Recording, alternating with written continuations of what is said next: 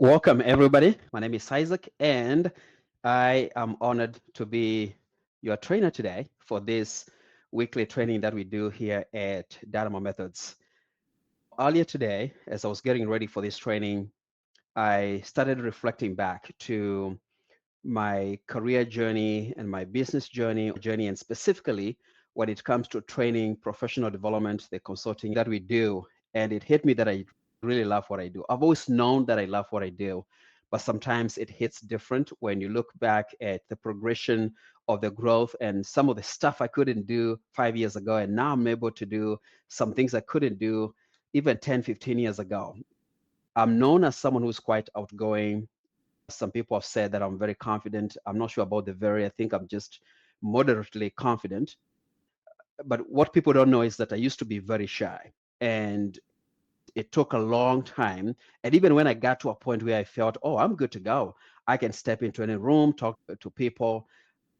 I there was still part of me that was a little bit lacking. So one time about 15 years ago, I was at my church that I used to go to, and there was an event that was coming up, a big time event to get to celebrate the pastor and a few other leaders that had been basically the pioneers of that particular church. And a friend of ours was recording video. So he was going around and basically putting a camera right in front of you and asking you a question. So he came to me and he said, hey, can you say a few words to the pastors and the leaders? And I couldn't look at the camera. Felt put on the spot, or on the spotlight, and nothing came out of my mouth, and I felt so embarrassed. I'm very comfortable in front of the camera today, and it's not because I was born that way. It's because we all tend to grow, and one of the ways we grow is through training and development, getting to be mentored by other people, but most of the work is done by us. And that's one of the reasons I'm very passionate about training, professional development, the coaching that I do. And that's why we are here today. And I'm hoping that through the trainings that we do, either through the coaching that we do in our company or the workshops that we do, you'll get some value out of it, and you'll be able to grow and advance in your career or your business if that's your goal. So let's get to the training. And just to make sure we stay on point, I got my notes here so we can cover everything we have in store for you. So today, again, we are talking about a subject that I think is hot today in 2026. It should have been hot even 10 years ago because it has a significant impact in your career as a leader, in the team that you lead, and if you run your own company, the company that you get to lead. And the topic is why training fails to create behavioral change. Why training alone doesn't cause sustainable behavioral change, and why it doesn't cause sustainable accountability and ownership of the positions that people have. Now, we tend to focus mostly on managers and leaders and supervisors. That's the space we play in. So we get to train foundational leaders. Those are the managers and supervisors. We train emerging leaders. Those are in the middle management and junior executives, senior managers, and we also get to train and coach executives. So we the conversations that we get to have most of the times, they revolve around leadership, unless it's on the other side of our business, which is on systems and processes. But now for this particular training, we are going to focus on leadership. So the topic is why leadership training fails to create behavioral change. Now, like I said, I'm very passionate about what I do. And when I decided many years ago, and not that many, it was about 15 years ago, when I decided to get into this industry, I made up my mind to go all in.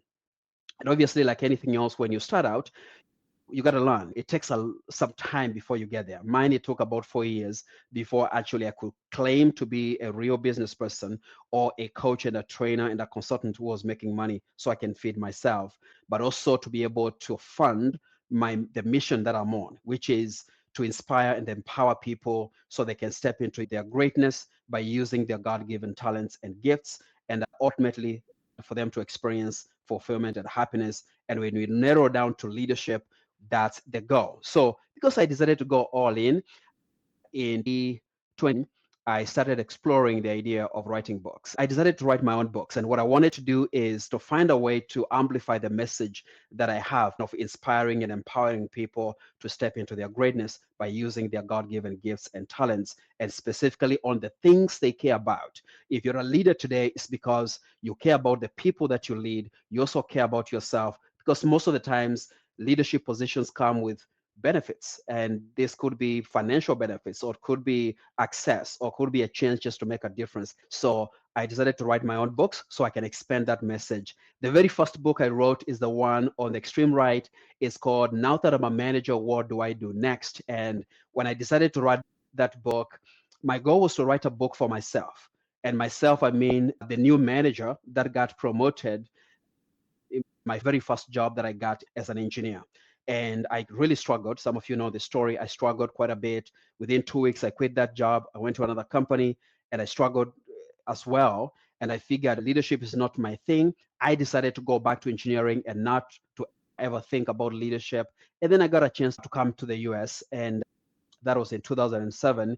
And guess what? The very first job, I applied as a cashier in a restaurant. And the manager who was going to interview me, his name is Steve, looked at my resume, and I had a bachelor's degree. I had quite a bit of experience, because for me, I was just trying to make a little bit of money. And as I was trying to settle down, and he said, "Hey, we have an assistant manager position available, and you look like you are qualified. How about we make you a manager?" I was a little hesitant being in a new country, and I had a little bit of PTSD from the experience I had as a manager in my previous two jobs. Then he mentioned the money, and I was like, "Ooh, that sounds like really good money. I can figure it out." So I took on the role, and I tell you, I struggled. Within 5 weeks, I lost five of my best employees because I didn't know how to lead.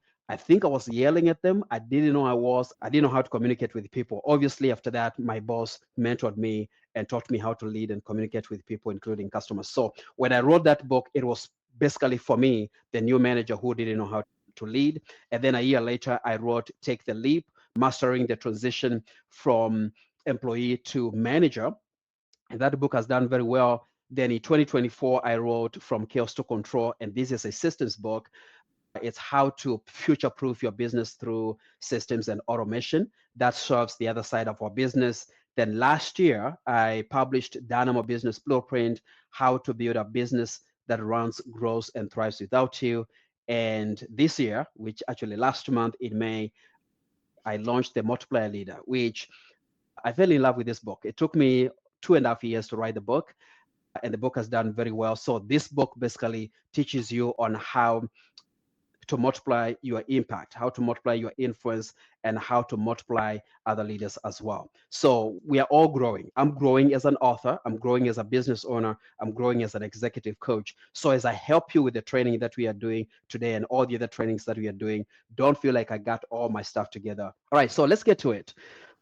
Again, thank you for joining me today for this training, and let me get my notes here. Every week, like I said, we get to explore a leadership challenge that impacts organizations like yours and leaders like you and the performance that you're trying to strive for.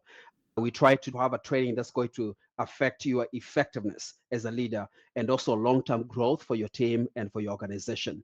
So today, again, we are going to tackle a topic that affects every organization, regardless of size, regardless of industry, regardless of demographic. And again, like I said, the topic is why leadership training fails to create ownership and why leadership training fails to create behavioral change. So before we begin, let me ask you a question. How many of you have invested in leadership training in some way? Okay. Most likely, most of you have. And maybe you've sent your managers to workshops. Maybe you brought in-house trainers and coaches. Maybe you've invested in conferences and books, in coaching, in certifications and online courses. Most organizations have, because I've been doing this for 20 plus years of experience in leadership. And as a trainer, full-time trainer and coach and speaker, I've been doing this for since 2014. So we're talking about 13 years now. Okay.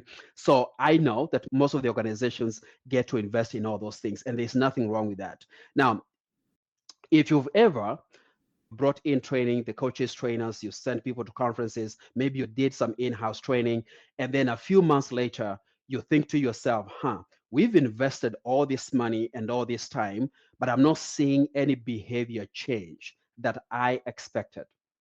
Most likely you've had that question. I get to have these conversations every day. Yes, people are asking that question. We are doing some research with my team. We are about to release some relatively new programs now that we have the new book, The Multiplayer Leader. We are building programs around that book. And then we are revising our programs through one other book now that I'm a manager, because I revised the book last year. And before we decided on which programs we are going to release, we did a research. And we were curious, what is it that people are looking for? And what are they focusing on? What are they struggling with? And what we found was change management is a big one. Behavior change, sustainable behavior change is another one. But there's one more thing, which I've always known to be true, but now it's more conspicuous than ever before. Organizations and their leaders are looking for something that's measurable, something that's tangible. They're not looking for a training that's going to make you feel good that you went to a training, or to help you accumulate all this knowledge and have binders and binders, for those who still use binders, or folders and folders in your cloud of all the trainings that you've gone through, but no behavioral change. So organizations have learned that knowledge is not power. It has never been power. Applied knowledge can be power, but sustainable and very streamlined application of knowledge, but also measurable actions, that's what produces sustainable behavioral change. And obviously that's going to give you some good results. So that's what we found. And because us, again, at Dynamo Methods, and this is by design, we are very results oriented. I came across an interview that was done by a friend who is local here in Kansas City. His name is Tim Anderson. And that was actually during COVID. And he was interviewing me about my business. And that time I was very heavy on systems. And I watched the interview, not because I forgot what I said, but just wanted to know, to compare how I was in terms of my presentation and my mindset and where I was. And it's still the same. One of the things I said was, we are very results oriented. And that's what one of the things organizations have to focus on. So that's the conversation, again, we are going to have today on how to have sustainable behavioral change through training. Let's talk about the leadership development paradox. Again, organizations spend thousands of dollars and sometimes millions of dollars every year developing their leaders. That's a good thing. Leadership matters. You and I know that. Culture matters. People matter. That's a no-brainer. But there's a paradox that shows up over and over again through the conversations that we are having, through what we are reading, through what we are hearing. Leaders attend trainings and coaching sessions. They take notes, they participate, they complete the program, they leave energized. Then something happens. The realities of the workplace take over when they go back. Deadlines take over, customer issues take over, staffing issues take over. So that's a problem that's not going to end. There's always going to be a little bit of a challenge when it comes to staffing. Budget concerns, they take over. Operational pressures, that's usually a big one, especially if you're a leader who is tasked with driving results. And slowly, all the new ideas that you got from the training and the coaching that you did begin to disappear. And you find that potentially 3 months later, leadership behavior looks remarkably similar to what it looked like before you went to the training. The accountability issues are still there. The ownership gaps still remain. The execution challenges are still there. And organizations and their leaders begin asking the question, what happened? Now, sometimes we all act surprised. And I think most of the people are genuine and authentic about it. They don't know what happened because they did what they have been told for years. You need to send your people to training, increase their knowledge, get them ready. And that's all we know. But most of the times we haven't had someone tell us, hey, you need to have a systemized process or even customized process of training based on the person that you're going to coach and the person that you're going to train. Earlier today, my program director and I, we send out a six-month development plan to a new client. He is from a company that we've been working with for 3.5 years now. We've been coaching the executives and doing training for their leaders. So they have a leader who has been there for 3 years now, who is now going to be one of our coaching clients. And we met with him yesterday. Of course, we usually ask questions. What are you focusing on? What challenges do you have? And then we customize a coaching plan based on that.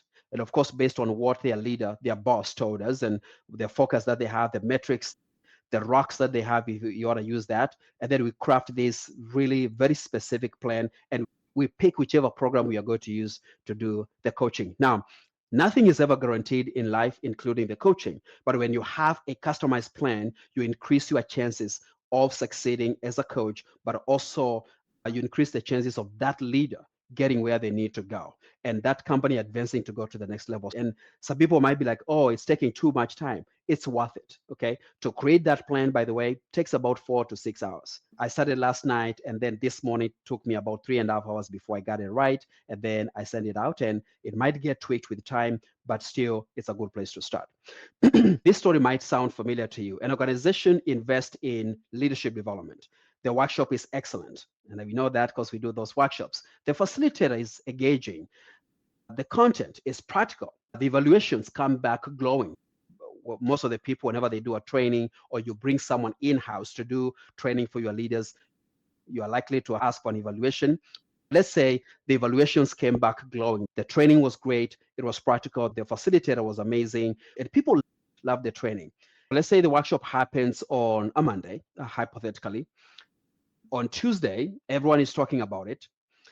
On Friday, the workload returns. We usually have 2 or 3 days where we are still excited about it. We are sharing our workbook and sharing notes and sending mass emails of how great the training was and how excited we are. And there's nothing wrong with that.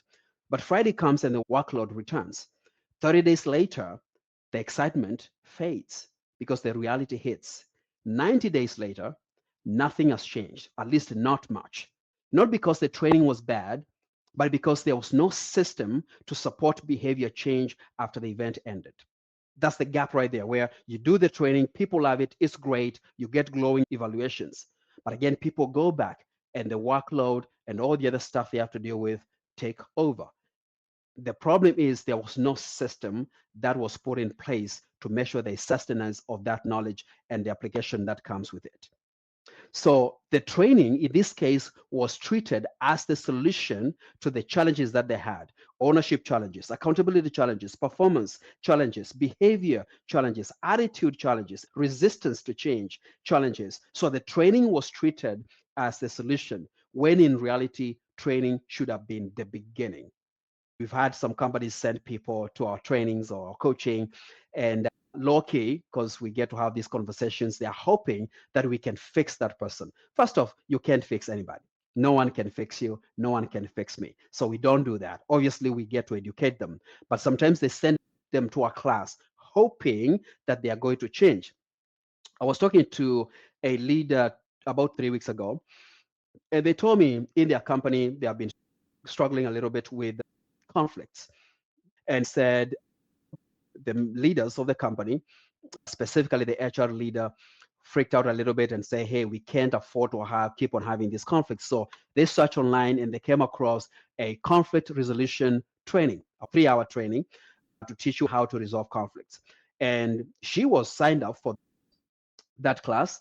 And of course, she gave me some feedback and she said, yes, the content sounded really good, but we needed more practical role plays and scenarios and be able to apply so we can actually resolve the conflicts. And one thing she said, which I agree with her, is that we don't shy away from solving conflicts because we don't know what to do.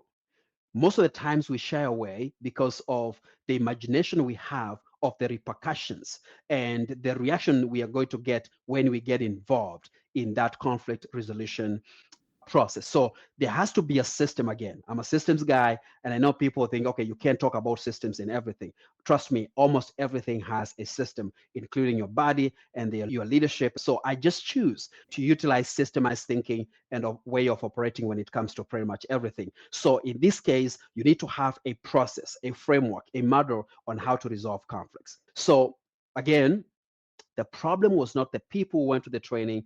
The problem was that there was no system to keep the momentum going when it comes to the things they were taught. Let's talk about the big idea. If you remember nothing else from today's training, I just want you to remember this one sentence. Training delivers the content, but only a system delivers behavior. So a training is going to make sure you get the knowledge. There's no shortage of knowledge. You can get it from AI and YouTube and even the people around you. So training delivers the content, and that's just the beginning. But having a system is going to help you deliver the behavior, and that takes a while. Training gives leaders information on what to do and why to do it, and maybe potentially on how to do it. But a system helps the leaders in your company, and specifically even you, to apply that information consistently. And the keyword is consistently. Training introduces concepts and strategies. A system reinforces habits. Habits turbo boost our performance and the results that we want to get. So initially, we start by learning what and why and the how, and then we practice. And most likely, we struggle a little bit until we get a good hang of it. And at some point, we can do it without thinking. One of my mentors says mastery is the ability to do something without using any extra resources, mental, physical, or otherwise. So if you can get to a point where you can do the thing you are supposed to do, including leading and communication and resolving conflicts and leading meetings, without using any extra resources, basically having it as a second nature, then you've reached the level of mastery. Training creates awareness of where you are and where you need to go, the areas that you lack, the deficiencies you have in terms of the skills you need to have in place. A system creates and ensures that we have consistent execution. When I was an engineer, I believe it was 2011, we had a manager called Paul, and Paul was a guy who was very repetitive. He would say the same thing over and over again. And initially, it was a little bit annoying, but I asked him actually one day, I asked him, why do you keep on repeating the same thing every time we have a meeting on Monday? And he said, I've learned that there's power in over communication. And he said, sometimes you got to say it over and over again, either until people get it, until it clicks, or until they get tired of hearing you say it, so they just do it. That was his style, very well. So he got to repeat that message over and over again until at some point you could hear Paul's voice in your head if you are thinking of doing it any other way besides what he had taught us. Let's talk about the hidden assumption. Most of the organizations I've worked with and the people I get to talk to, they unknowingly operate from what I call a flawed assumption. The assumption sounds like this: if leaders learn more, they will lead better. That's an almost universal assumption. And we feel good about it when we say, yeah, I want them to have more knowledge. This person is a manager. I bought a book for them. There's no guarantee they are going to read. And if they read and you ask them, did they really retain the information? But leadership is rarely a knowledge problem. Most leaders already know what they should do. And that's why, from my coaching experience and training and interacting with the people, I've learned that we shouldn't assume that people don't know what they're supposed to do. And that's why we need to ask questions. What does that mean to you? How have you applied it? And this is what we need when it comes to what is to be done. So where are the deficiencies? Do you know how to close that gap in terms of what you know and what you need to know? How can we close that gap? And then we only help with the areas that they don't know how to do or they're not clear on. And when you do that, then of course you're empowering them, but you also get to save time. So again, most leaders already know what they should. They know how to communicate clearly. They know how to coach employees. They know how to delegate effectively. They know how to give feedback. They know how to hold people accountable. The issue is not awareness. The issue is consistency. And sustainable consistency only comes from having a system. So leadership is not demonstrated by what people know. Leadership is demonstrated by what people repeatedly do. Let's talk about content versus operating system. In our company, we have what we call leadership operating system. And it's a way to build foundational leaders so they can hold the fort down and get to make sure that performance doesn't slip. So that's on the foundational level. And we call those people the stabilizers. And then we have the next level, which is the translators of the vision. And the next level is the connector level. And these are people that are great stabilizers, great translators, but now they have the ability to connect with the people across the board. They are fellow managers, people from different departments, customers, stakeholders, investors. You can trust them to walk into a room and represent you because they're not going to say something way off. They have mastered the business. They have mastered the way your company operates, whether it's the policies or the values, and most likely they have been there long enough, they are sold into the mission on. So those are the connectors. And then the highest level is the multiplier level, where they have mastered the art of developing leaders that can develop other leaders. Some people like to call that legacy, but legacy is way more than just that. So when you think about an operating system, that's one of the systems we have. It's as simple as that, just 4 stages that we move leaders from the lowest stage all the way to the highest one. We don't rush it. We just get to, of course, come up with a customized plan, and then we get to know what we need to do to move you from the stabilizer level all the way to the multiplier level. Let's look at the comparison. Training focuses on knowledge, and leadership operating systems focuses on behavior. Just imagine we have 2 columns. We have content and we have leadership operating system.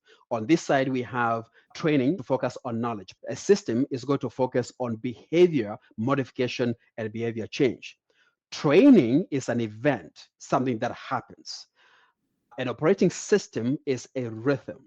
When you think about a rhythm, it's more like having a cadence on how to do something.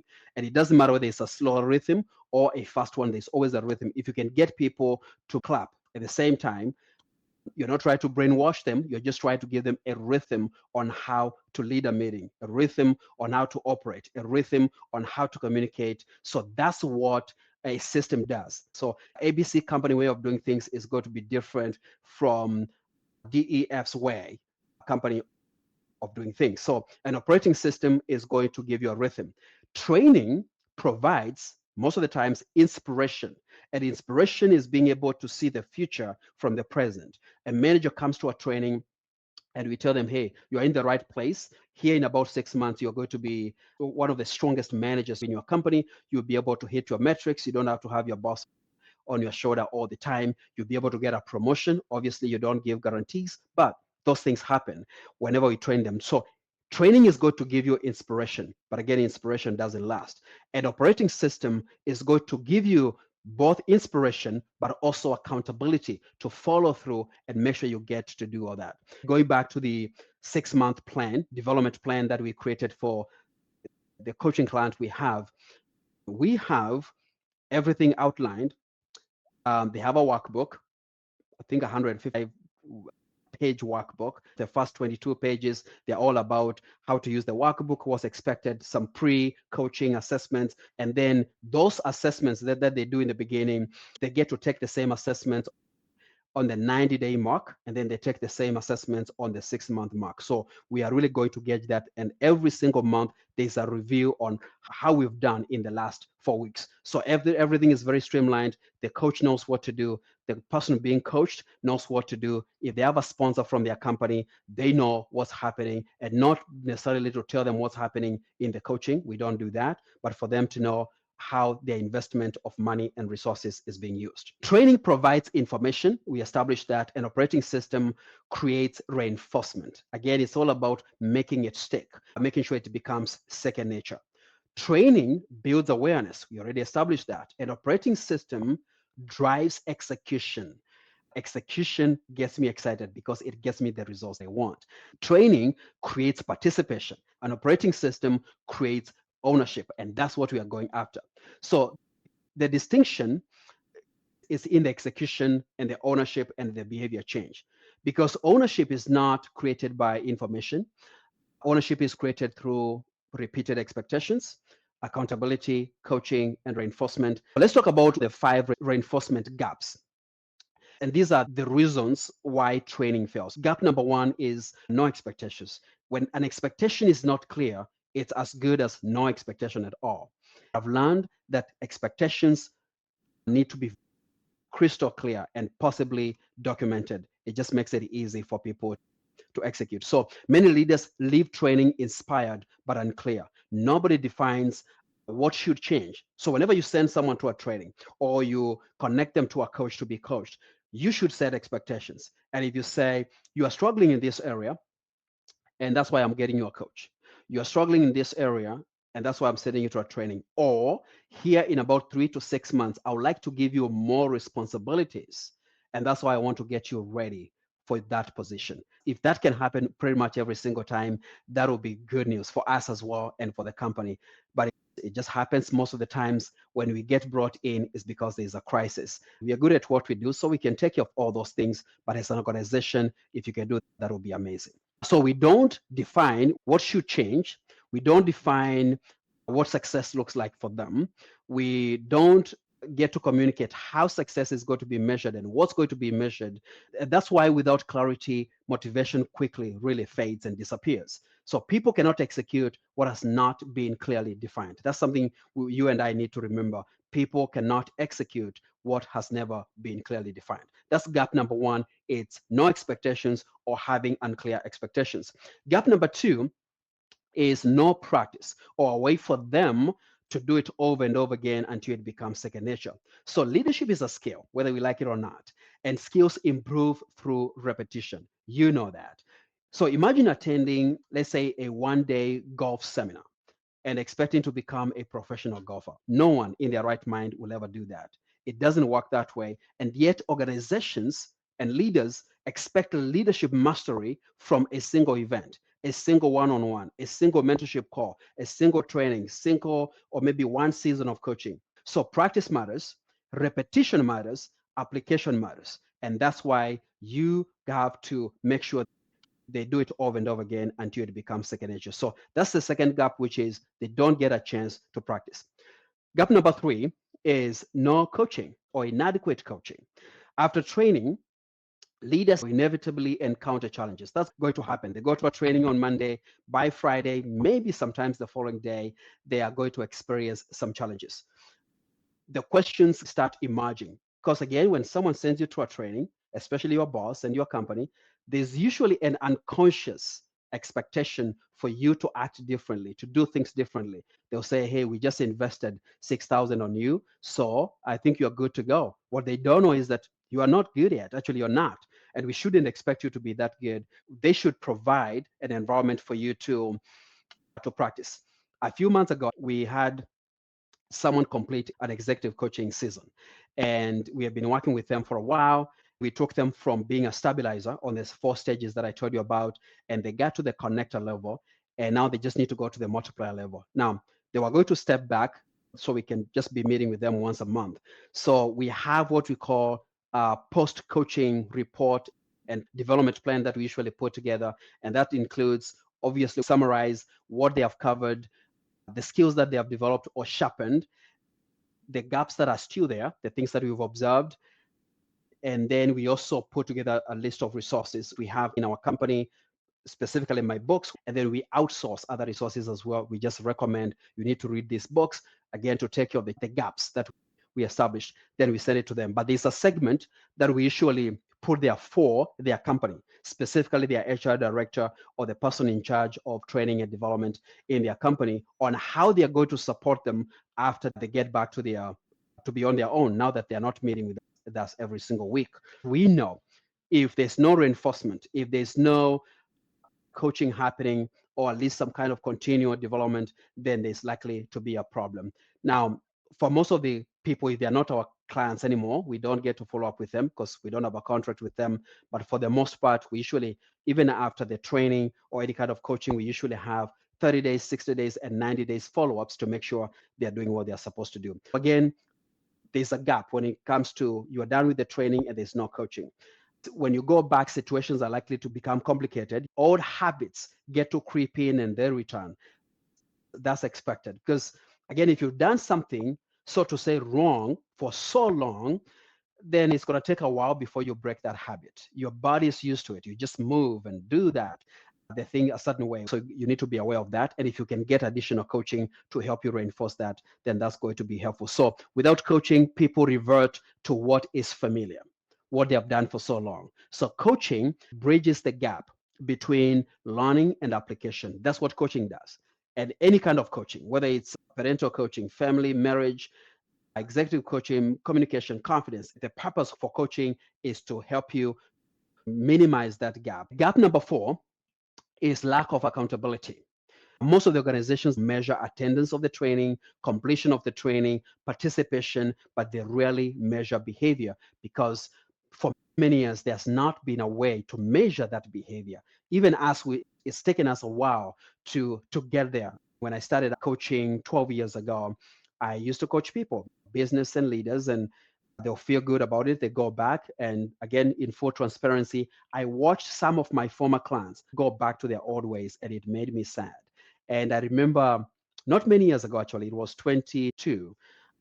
I was in a conversation with one of my leaders at that time. And I said, I feel a little bit empty because I'm not sure what we are doing is actually making much impact and difference in people's lives. Because we'll do coaching for 6 months, 12 months, and we had a client that kept us for 5 years. Now, lucky enough for that client, they were growing. But there was some where it was more like a grind. They make some progress, then they step back. Someone else were not paying attention because we didn't set clear expectations in the beginning. Of course, over the years, we've refined our process and now it's solid enough and we keep on improving on it. So if leadership behavior is never reviewed, discussed, or measured, improvement becomes optional. And you don't want it to be optional because that's the reason you send your people to the training in the first place. So what gets measured gets reinforced. If you measure it, it's likely to be improved. Now, let me just put a disclaimer there. If you're a good leader, which I believe you are, or at least you're working towards becoming a good leader, you don't measure things so you can trap people, or you should never measure anything so you can trap people. Now, it's your decision to do that, but I don't think it's humane for you to do that. I don't even think it's professional because if someone has been underperforming for 6 months, what have you done about it? You've been sitting on it or watching it or maybe not being clear about it. So as a leader, you have a responsibility into what's happening. And I hope it never happens to you. So there's skills, of course, you need to learn to make sure you don't get to that point where you measure something and then you use it against people, either to punish them or to fire them. Even though we help you to measure these results, we are hoping that you're going to use those results to develop these people and take them to the next level and continue pursuing the mission that you are on as a company. Gap number 5, the last one, is lack of reinforcement. This is perhaps the biggest gap of all. One workshop cannot compete with years of habits. Again, if you've been doing something a certain way for so long, then you are likely to struggle. Personally, I have struggled over the years, and now I think I finally got it with asking for help. I'm a driver, I move fast. I was taught find your own solutions, find resources. I don't mind working long hours. So it took me a long time to learn to delegate, obviously, with some guardrails and some training. And the book that I just published, by the way, this one, has 2 chapters specifically on delegation. One of them is about the delegation blueprint, and the other one is a delegation system. So it's something that I'm very passionate about, and I've learned to practice that. That's my bad habit. Sometimes it creeps in where there's a problem, and I'm like, I can solve that problem. But I've learned to ask questions. If someone goes, okay, how do we do this? I usually ask them, how do you think we should do it? And of course, I'm trying to gauge how knowledgeable they are and how confident they are, and I can help them in the areas where they are struggling. So reinforcement is where transformation happens. Behavior changes when concepts are revisited repeatedly, and reinforcement is where transformation happens. I just want you to pause for a moment. So I'm going to walk you through a worksheet that you can use to practice what we just talked about. Let me maximize on this so you can see it. So again, the training is why leadership training fails to create ownership and behavior change. On a scale of 1 to 10, rate your organization in the following areas, assuming you are either the leader of the company or you're a senior leader, either in HR or otherwise going to be a CEO or plant manager. If you've been tasked with training and developing people, I think this is going to be relevant. So how effective is leadership accountability? Give a score between 1 and 10. Of course, 1 being the lowest, 10 being the highest. Leadership ownership, consistency, culture, leadership development effectiveness, the one you do, whether you outsource or you do it in-house, execution and follow through. And then there's a reflection question. What leadership challenge concerns you the most of all these? And if there's any other that's not in here, what concerns you the most? Then the leadership development reality check. This is again for you. Complete the following statements. Our organization invests in leadership development through, you write, you pick one of those, could be several of those. Despite our investment, we still struggle with what? Now, this is bringing things into perspective. Again, this is for you. Nobody else is going to see it. But when you go through this, you can discuss with either organizational development people, or you can discuss with your CEO and see how you can do some more precise and customized training within your company. There's a reflection here. What leadership behavior do you wish you saw more consistently? Section number 2, content versus operating system, that we just went through. Most organizations focus heavily on content, fewer focus on reinforcement. So check all that apply. When you look at the content, do you provide leadership training? Do you send people to workshops? All those cool things. Then on the operating system, this is where you are likely to be stumped a little bit, not because you are not smart, but it might be a new concept that you're being introduced to, or a new way of looking at things. Because again, even me, it took a long time to coin and introduce the leadership operating system as a way to do things. And let me tell you a quick story. I showed you the books that I've written so far, and the one I published last year, which is the Dynamo Business Blueprint, how to build a business that runs, grows, and thrives without you. It has 7 systems. We have marketing, sales, service delivery, operations, customer success, financial management, and then leadership and people. And under the leadership and people, I call it a system because it was all about finding a way to attract the right people. You interview them. You need to have a process to interview them. You hire them. You do the onboarding. You do the training. You get to assign them to a department. You to develop them within the department. You get to promote them. You get to also fire them. You got to have a system on how to do that. So when I decided to write the multiplier leader, which is again the book on how to multiply people, purpose, and impact, I lead more towards the leadership operating system. So the concept of leadership operating system that we are talking about came as a result of writing the previous book. And I looked back and I was like, yeah, there's always been a system. We just sometimes have segmented and scattered of systems. So we just need to put them together. So go ahead and assess yourself. Under the operating system, we have clearly defined leadership expectations. Then under the reflection, which side of the assessment is stronger in your organization? When you look at content and system, you need both. Okay, you need to be able to provide training, but you also need to have a system that's going to reinforce that training so you can get better results. Section number 3, the 5 reinforcement gaps that we just went through. Rate each area on a scale of 1 to 10. How clearly are leadership expectations defined? And then after you score that, you need to have evidence. This is for you to slow down and say, okay, do I have evidence that expectations are never clear? Or do I have evidence that expectations are clear? Either way, you want to be very objective, because after that, I'm hoping you'll be able to craft a plan on how you're going to make sure expectations are clear. Then gap number 2 is on practice. Number 4 is accountability, and then reinforcement. Then section number 4 is what I call leadership operating system scorecard. So rate your organization's maturity. So again, on expectations, what's the score? Coaching, accountability, reinforcement, leadership rhythms. Sounds repetitive, but on a scale of 1 to 10, and there are five gaps, of course, you're going to get a score. And even if you score 10 out of 50 or 25 out of 50, don't worry. That indicates a gap between where you are and where you want to be in terms of skill level, execution, and getting results. And after that, then you can come up with a plan. So there's an interpretation there. If you score 40 to 50, in terms of leadership operating system scoreboard, this is measuring your organization's maturity, how strong it is in all those 5 areas. If you score between 40 and 50, then it means you have a strong foundation. You need to focus on optimization and consistency. If you score between 30 and 39, you have what we call moderate maturity, and you have several reinforcement gaps, which again, when you go back if you've done the assessment the right way, you'll be able to pinpoint objectively which ones you have. Then 20 to 29 gives you the explanation, then below 20. And then there's something I call content versus system reflection. So your biggest insight from today's session, and that's a big one. I would like to know your biggest takeaway from today's session. What challenge you are thinking? Because again, if you don't challenge your thinking, most likely you won't be able to act on it. The section number 6 is 30-day leadership action plan.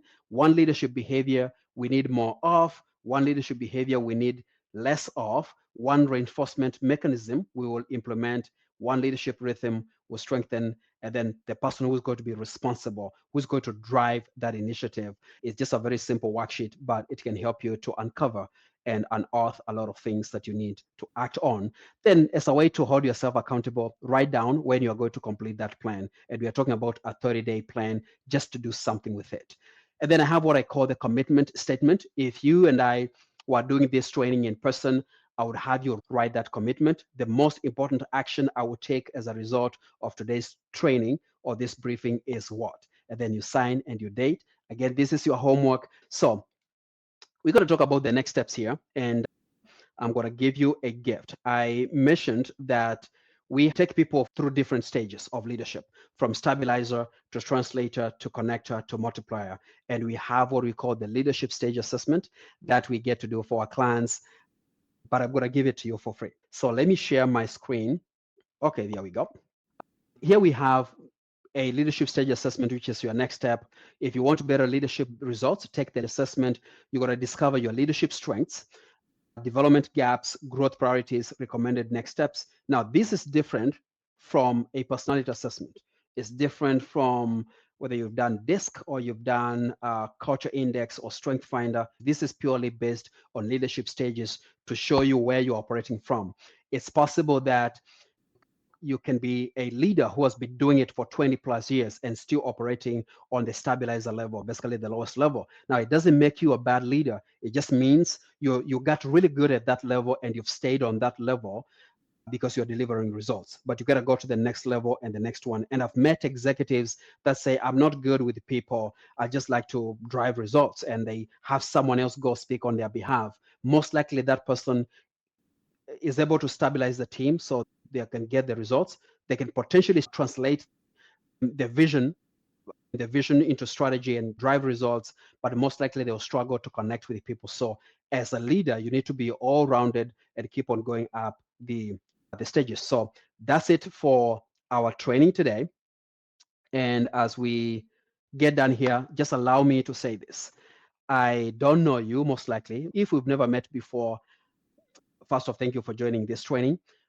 And I may not know the challenges that you're facing right now, the goals that you have and where you want to go, where you want to take your team, whether you own the company or you're just a leader in the company. I know that you're a dreamer. I know that you're ambitious. I know that you care about your career. You care about the company. You care about the team, and you are up to the challenge to make an impact. So you are ready basically to become what I call a multiplier leader. And you are ready to multiply people, to multiply impact, and to multiply your influence. So that's all I can wish for you. And if you need any help, let me know. If you need a copy of the book, by the way, you can get it from Amazon. If you search for me, Isaac Wambua, you can find it. Or if you want a signed copy, just send me a message and I'll sign the copy and I'll send it to you on mail for free. It's not going to cost you anything. So thanks again for joining this training. I'm looking forward to seeing you in the next video. Bye for now.